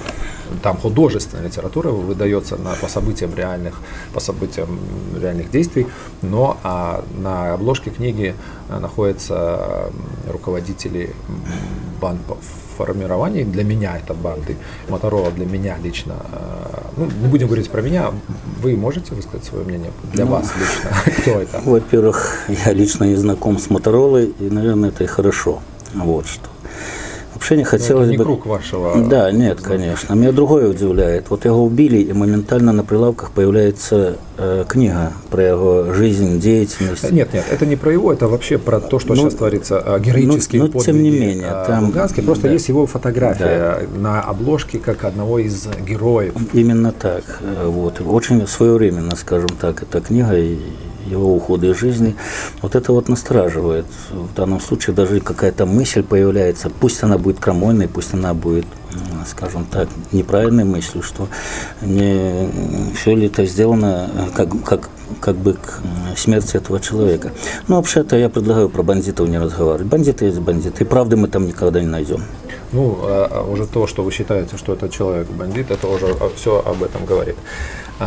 Тогда ваше мнение по поводу тех белорусов, которые воевали на стороне сепаратистов, сейчас возвращаются в Беларусь, и в нашей стране наемники признаны вне государства, они преследуются по закону, но, как мы с вами, если вы знаете, если нет, то я вам скажу, что в Орше, в Круглом, на Могилевской области вернулись люди, которые стреляли в сторону украинцев. Мы сейчас не будем говорить, нет у меня фактов, что они убивали украинцев, но то, что они воевали на стороне сепаратистов, есть такие белорусы и в Минске, и в Борисове, и в Круглом.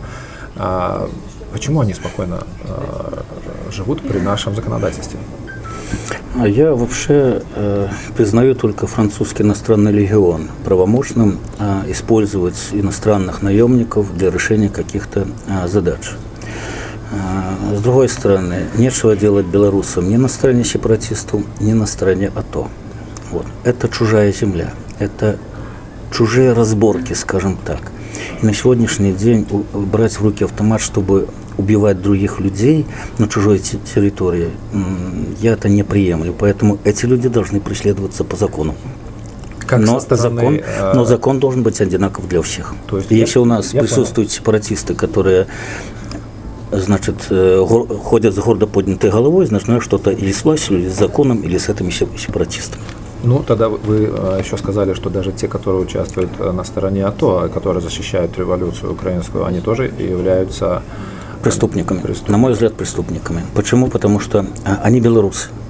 Они должны брать оружие. У нас по закону нельзя брать оружие на другой территории.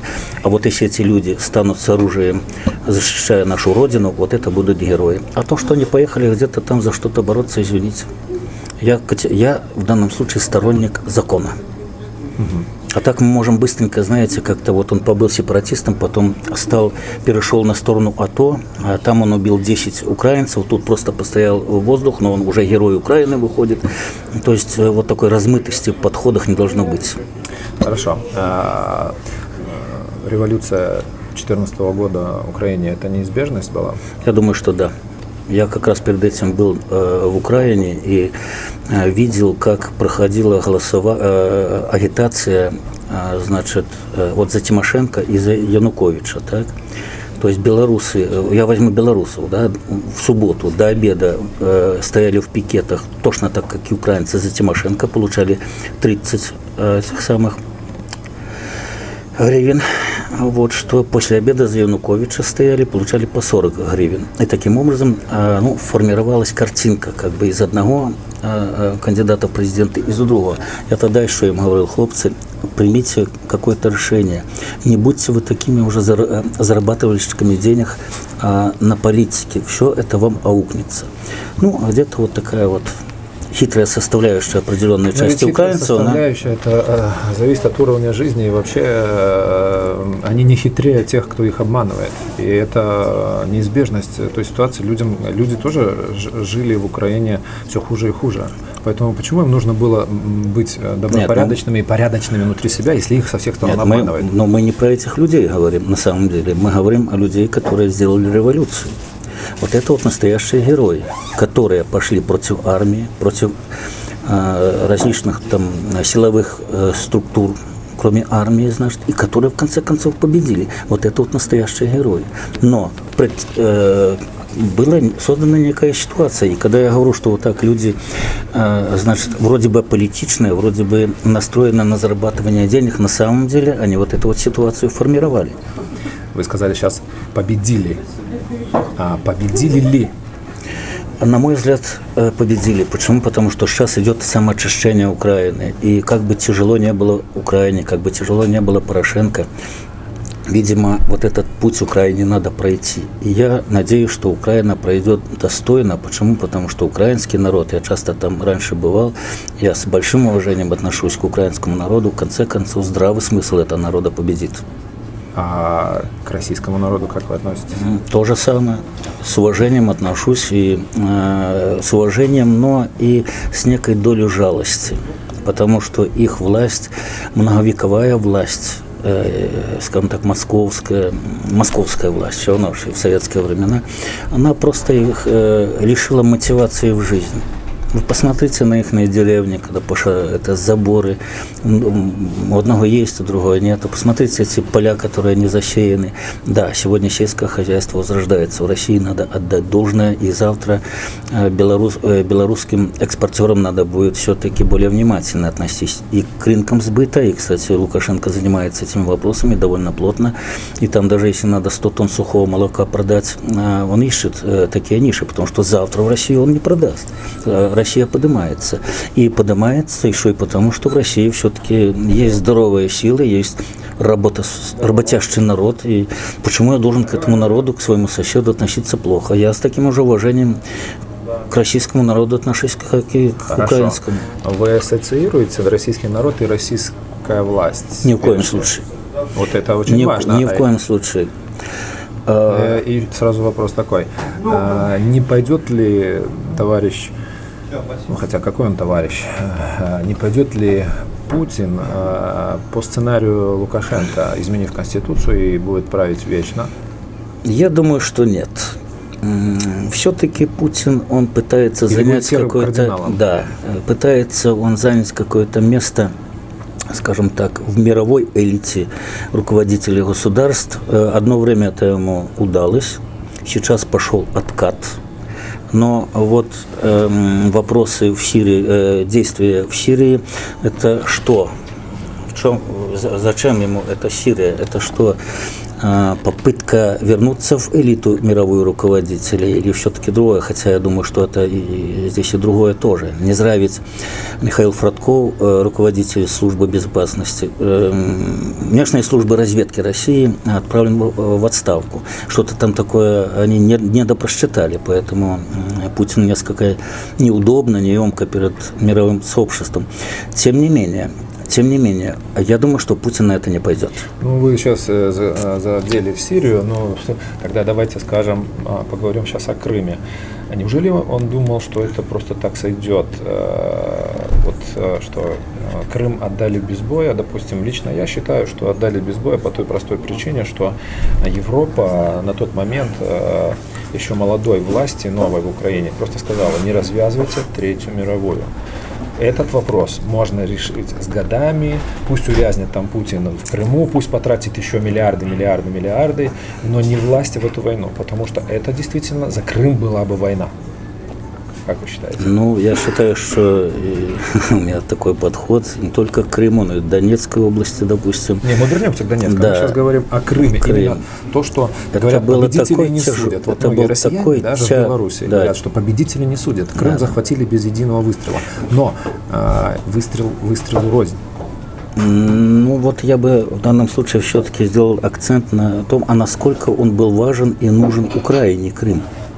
То есть это был такой тяжелый камень на шее бюджета. Вот. И вообще, если посмотреть на Крым, то, ну, наверное, в Украине так тихонечко они молятся за то, что это та дача, которая не нужна была. Именно, то есть, да. 2-3 дачи, это самое было лучшее. Именно так. Если бы Крым... Но это геополитическая территория, понимаете? Нет, если бы Крым на тот момент нужен был Украине очень сильно, Украина бы его не сдала бы.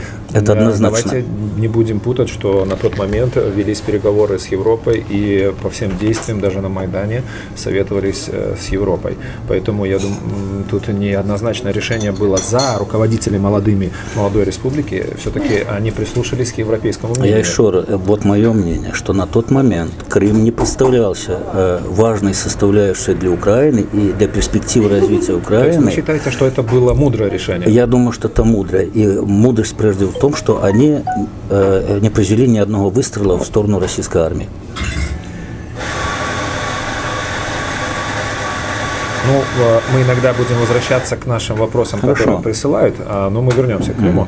Олеся Сипцов задает, ну, прежде чем я зачитаю вопрос, я вам скажу, вы, вот мы сейчас разговариваем на русском языке, насколько хорошо вы знаете белорусскую мову? Ну, коли треба, будем размовлять на белорусской мове, але коли уже наша размова йде на российской мове, то я думаю, что и далее треба размовлять по-российски. Буду задавать на той мове, яка задається. Добре, домовились.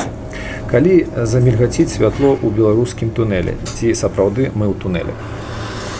Питание Олеся Сипцова. Ну, довольно риторический вопрос, смотря в какой вы обойме находитесь.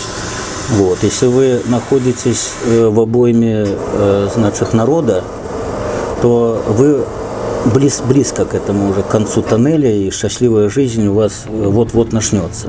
Если вы в составе народца, то есть если вы не принимаете эту власть, если вы просто доярка или там тракторист, или просто безработный, особенно на селе, так извините, это до бесконечности. И вот этот тоннель будет, если мы только в тоннеле, да, это самое, понятие, что такое тоннель, то не скоро.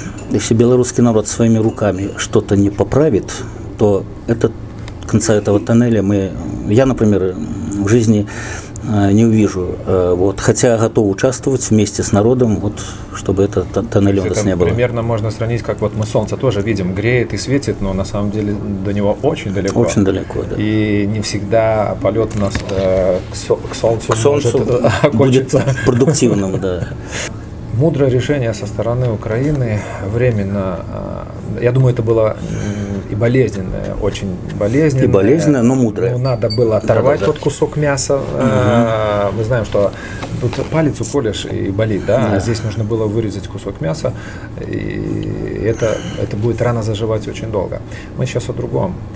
На самом деле, может быть, это наимудрейшее решение, потому что в тот момент, когда Крым перешел России, Россия так бурно стала заниматься деятельностью в Крыму, вкладывать туда огромные деньги. Слушайте, на тот момент это было хуже, чем война, потому что провели референдум, Путин обещал очень много, и в первое время туда вбухивались огромные суммы. Ну, а тоже для чего? Ну, взяли Крым, боялись, что там будет НАТО, но завели свои корабли, и все. Вот этот мост Керченский, это же... Ой, это маразм такой. А ведь вопрос, вот мы говорим, мудрое ли решение. Решение украинцы приняли мудрое решение. У меня другой вопрос. А зачем Крым России-то был нужен?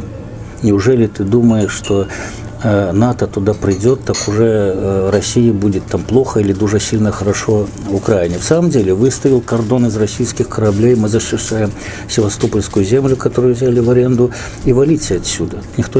Никто вам не дал права. Приглашение правительства, извините, это зона наших интересов, то есть масса вариантов, чтобы отбиться это. Так вот, зачем это надо было России, я просто не понимаю.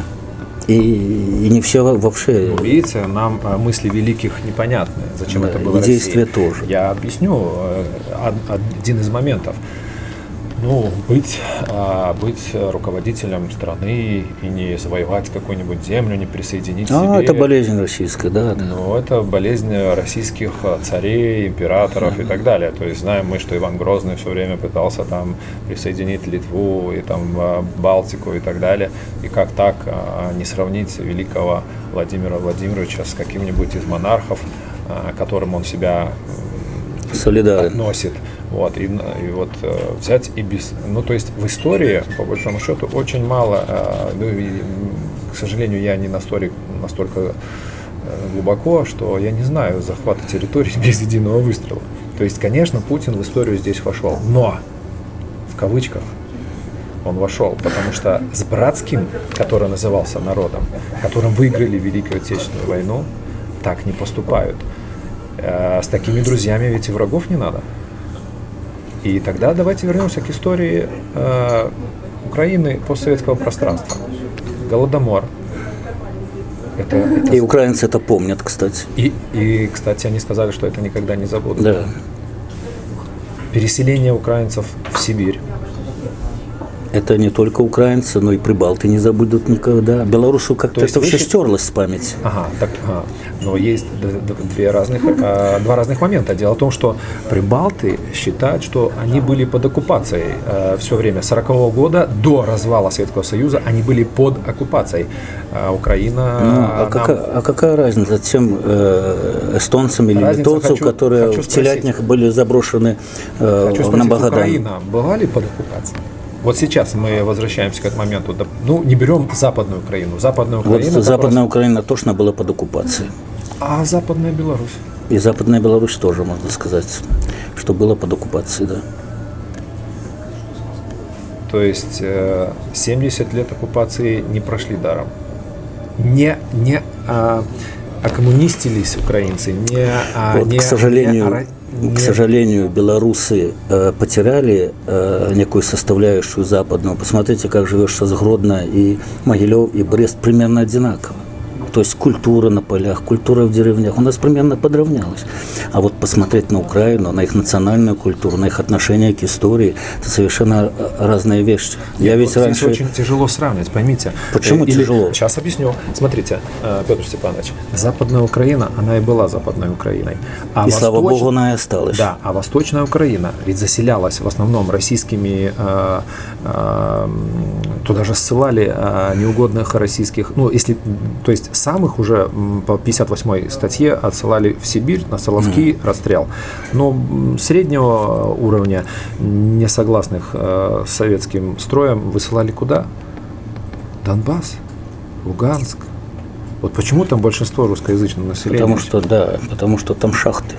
И работать надо было на Советский рабочая Союз. сила, Бесплатная рабочая сила. Причем довольно квалифицированная рабочая сила. В рабочая Советском Союзе очень это приветствовалось руководством. Надо найти куда-то на Байкало-Амурскую магистраль там 500 000, да, бесплатных. Надо же платить зарплату за это, чтобы Советский Союз поднимать, потому что никто сейчас с этим не поспорит, что за время правления Сталина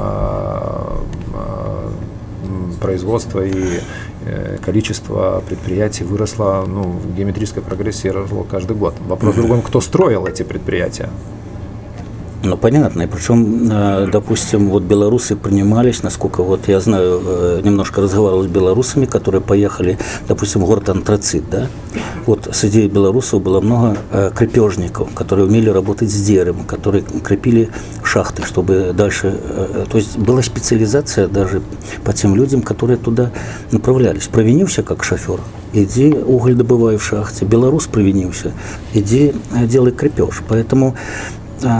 Вот, скажем так, в той ситуации, которая там создалась, ничего удивительного нет. Тем более, что, смотри, что Голодомор, да, ведь какие пострадали территории больше всего от Голодомора? Как раз вот восточные территории, но никак не Западная Украина. Там люди все-таки сумели выжить. Люди, отстояли свою жизнь, свои семьи и так далее. Вот.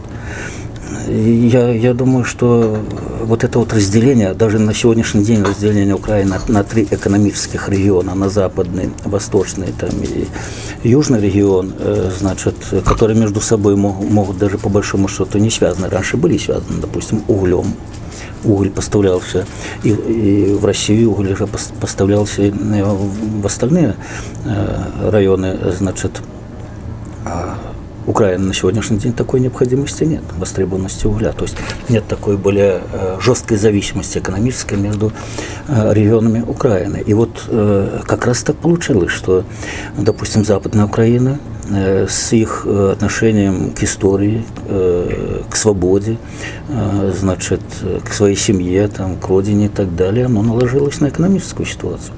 И когда вот раньше и в Беларуси, да, западенцы всегда лучше жили, чем восточные люди. Сегодня вот посмотри, какие районы у нас самые бедные в Беларуси, да? Это Кричевский, Хотимский, Краснопольский. Ближе к России, которая. Ближе к России. Это Витебская, Могилевская, Гомельская область, районов, которая находится на границе с Россией. Да, это 6 районов Витебской области.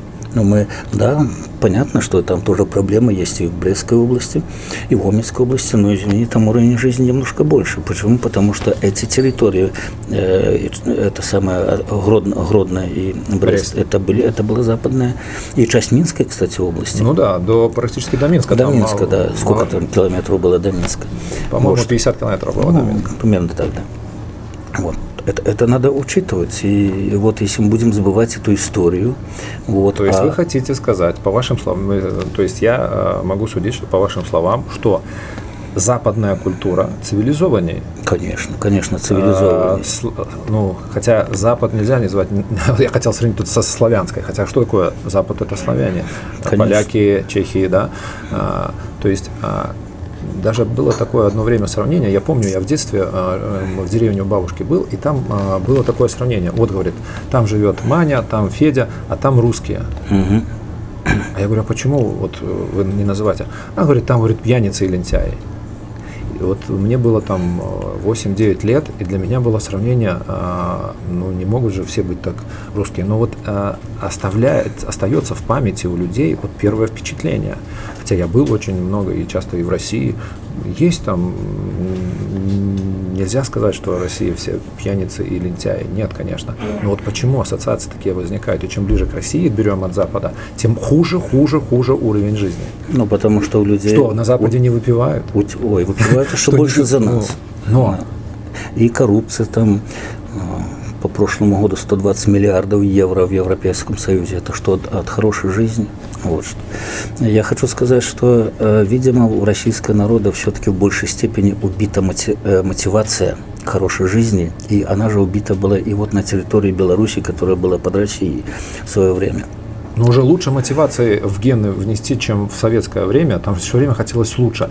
Чтобы телефон тебе привели, надо было 2-3 года ждать в очереди. Да, это разве не мотивация? Ой, это не то, что взял, ты захотел, тебе поставили. А где счастье? Где кайф от того, что тебе поставили телефон? Похвастаться нечем, как сейчас. Взял и купил, да? Не купил, так взял рассрочку. Раньше «Жигули» купил, так это была сенсация на весь район. Да, то есть мотивация была. Ты уже был поменьше, на уровне Гагарина был. Я хочу сказать, вот момент, ты приводишь пример, там, когда ты был ребенком еще.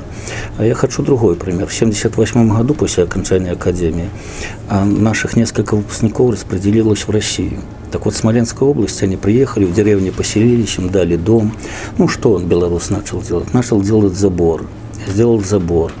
Дальше начал грядки копать, землю перекапывать. Вот. Ну, к нему подошли мужики и сказали, еще раз так будешь делать дальше, спалим.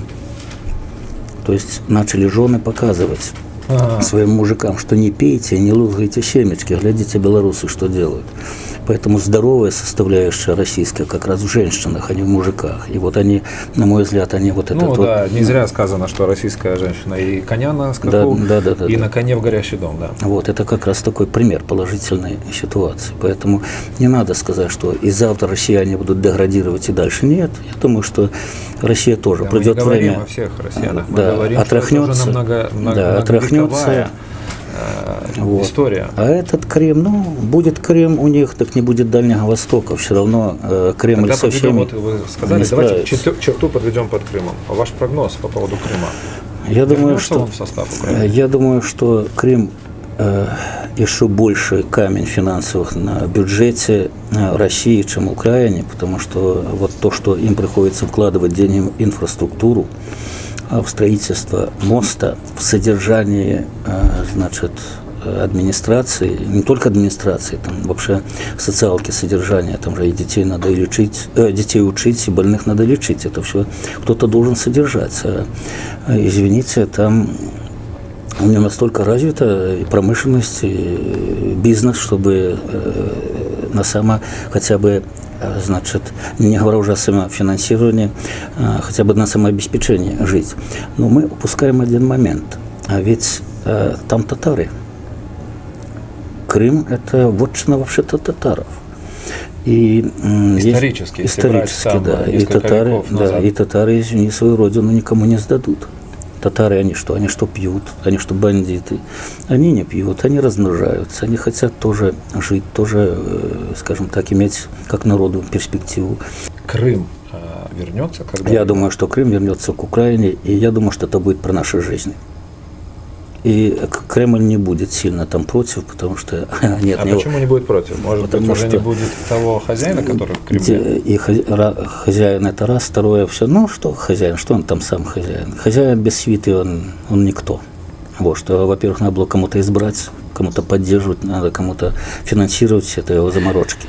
Вот, поэтому на самом деле придет время, когда Россия просто отбросит этот Крым как ненужную составляющую государства.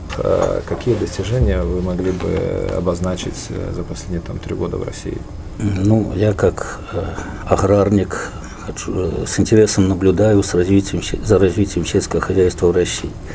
Вложены огромнейшие деньги в сельское хозяйство. На сегодняшний день в России, впрочем, как и в Украине, сформировано очень конкурентоспособное сельское хозяйство, но его мало.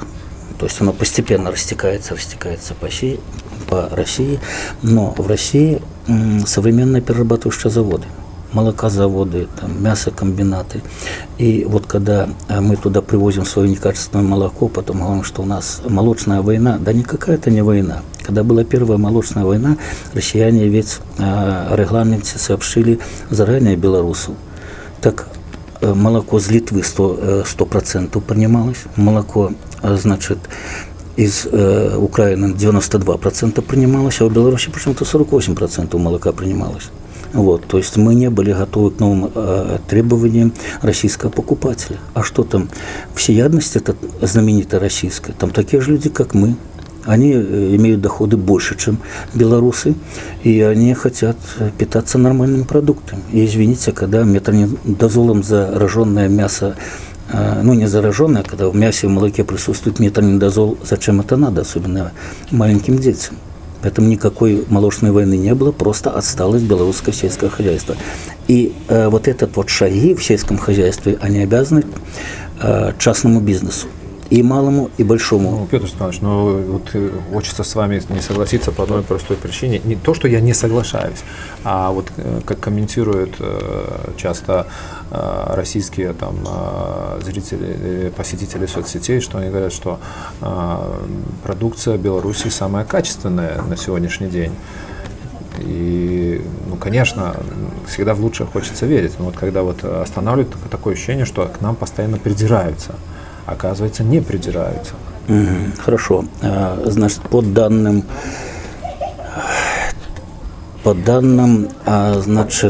организации, которая занимается производством, переработкой молока, она так и называется, молоко, да? В России 60% молока в России фальсификат. Вот. И этим фальсификатом занимаются именно российские поставщики. Поэтому если на этом фоне, допустим, 60%, и в этих 40% белорусская хорошая продукция, но ее не так и много, этой продукции, допустим, половина. Вот что, конечно, голосуют за белорусскую продукцию, но Значит, с Краснодара звоночек. У меня там знакомая еще со студенческих лет говорит, а я уже не хожу в белорусское, покупать белорусскую продукцию. Во-первых, дорого. Во-вторых, не того качества, как было раньше. То же самое звоночек, часто общаюсь по скайпу, значит, с подмосковного одного из городков, да, то же самое говорит. Может быть в Москве и хорошая белорусская продукция, но может быть под вывеской «белорусские продукты» продается какой-то фальсификат. Но тем не менее у людей возникает уже настороженность. То же самое в Смоленске, когда мы недавно ездили там на рынке, вообще мы не увидели особых очередей, значит, к ларькам с белорусской продукцией. Поэтому может быть ностальгия, может быть какой-то авторитет продукции, который был и, надеюсь, будет у белорусской продукции, значит, он срабатывает, но белорусским поставщикам, белорусским переработчикам надо все-таки идти в ногу с теми предприятиями, которые работают, частным капиталом, в частности, которые работают на этом рынке в России.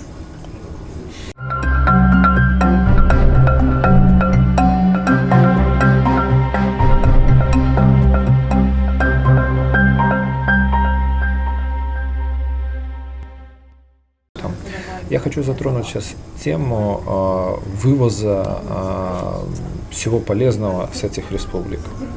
Когда, и понятно, что тут уже даже не Крым, здесь не надо говорить о том, что вернуться, никаких этих республик не будет, и многие ответят.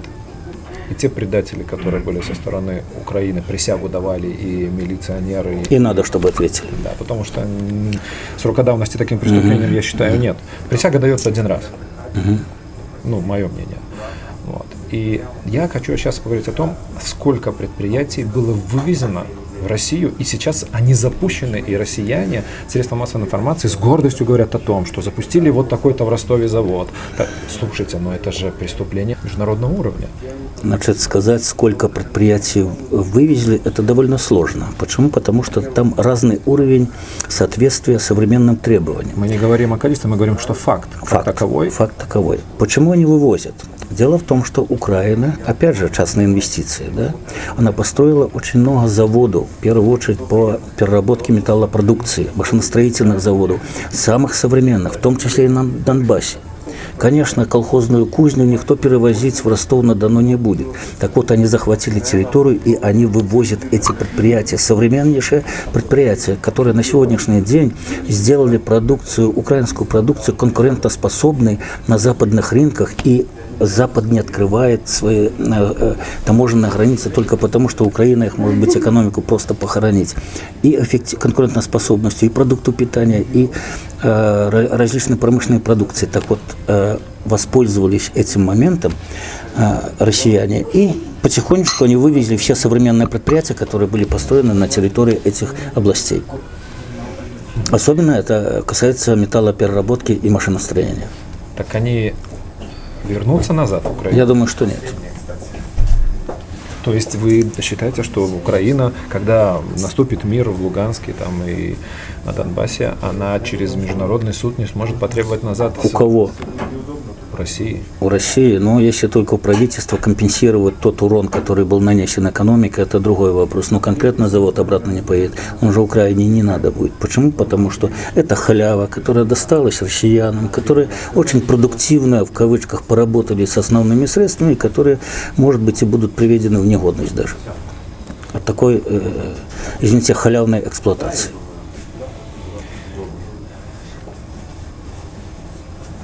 Путин поссорил два народа. Не зря есть пословица, да, паны дерутся, у холопов чубы, да, трещат. Когда наступит, когда признает, хотя что тут признавать, смотрите, преступления, совершенные в Украине, были сделаны коммунистами и большевиками. Нету сейчас этой страны. Почему не признать? Ну да. Признали и отреклись. И что от этого? И что от этого щемнем тех, которые, допустим, дедушки, Господь бабушки. сказал прощать. Да ладно. Милосердие и прощение – одно из самых великих достижений человечества, которое не используется. Ну, вообще, я думаю, что украинцы и россияне никогда между собой не будут уже братскими народами. И, наверное, в этом есть какая-то историческая справедливость. Почему? Сегодня россияне голосуют за Путина, который послал войска убивать ни в чем не повинных украинцев. Так извините, если Так бы ладно, поддерживали... послал. Ведь идут добровольцев очень много. Неадекватных, понятно, что... Скажем так, послал и дал возможность, убивать да. украинцев. Русские, Направил, чтобы, то есть не запретил, не закрыл запретил. глаза. Поехали, убивают ни за что мирных жителей. И что? Прощение должно быть этим людям, этому вообще народу, который терпит такого правителя. Вот в данном случае украинцы более тепло относятся к белорусам, потому что они знают, что у нас такой закон, что у нас преступник тот, который на стороне АТО воюет, и тот, который сепаратист. Ну, реально, конечно, по сепаратистам тут у нас не получается признать их преступниками, но, тем не менее, закон у нас такой. Вот. Поэтому вот отношения украинцев и белорусов очень теплые на сегодняшний день. И слава Богу, что такая проводится политика, и слава Богу, что мы дружим не только государствами, но дружим и народами.